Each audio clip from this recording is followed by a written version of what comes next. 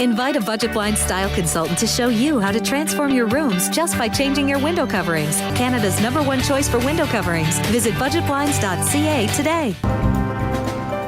And welcome back. The AAA Prairie Pirates have got off to a rough start in the 2015 campaign with an 0-4 record.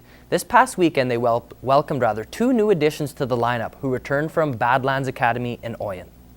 Dylan Flash, who played with the Pirates last season, returned to the lineup and also brought a new recruit with him this year.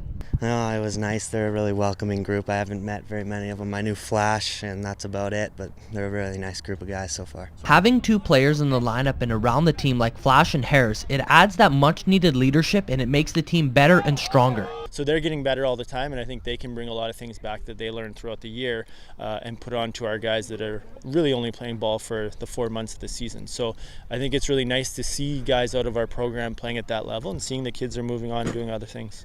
Playing year-round and learning new things, it allows the players to help out their teammates every day, and I think it's just all about consistency. So when we come back into league games, it's just good to stay consistent and help win games for our local team. It's good because you just get to learn new things throughout the whole year, and you just move on into a new team just with the same skills that you learned from the academy, like in Oyen, and everything's new, and it's good.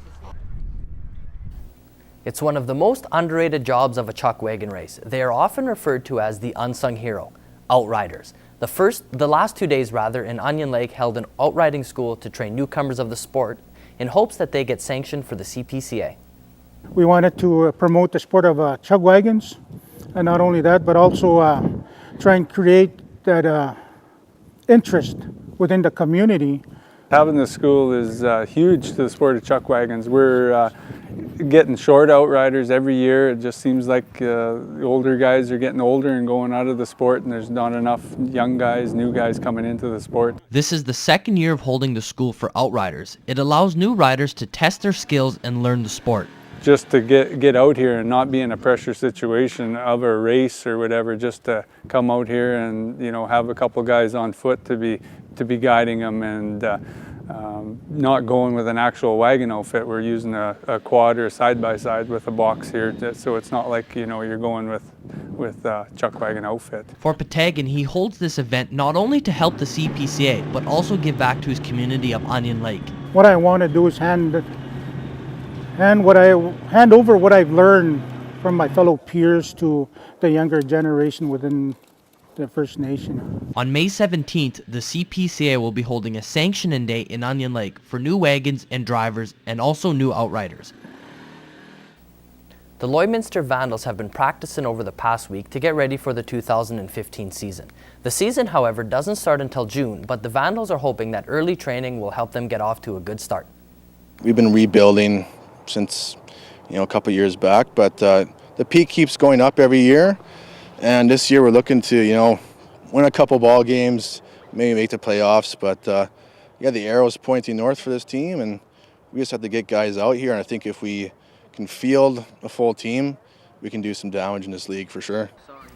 The Vandals have had some troubles fielding a full team, but over the years they believe that there are guys out there. I think there's bodies out here in Lloydminster or in the surrounding area, Wainwright, Cold Lake. There's definitely football players around here, but just been having some trouble getting the word out. The season kicks off June 6th in Fort McMurray against the Monarchs.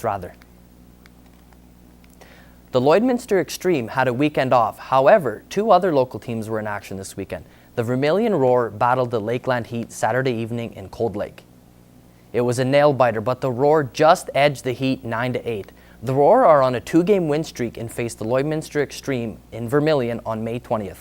And the Heat were in action this afternoon, taking on the Edmonton Blues in Edmonton. Game 2 of the WHL final between the Brandon Wheat Kings and Kelowna Rockets took place last night in Branding.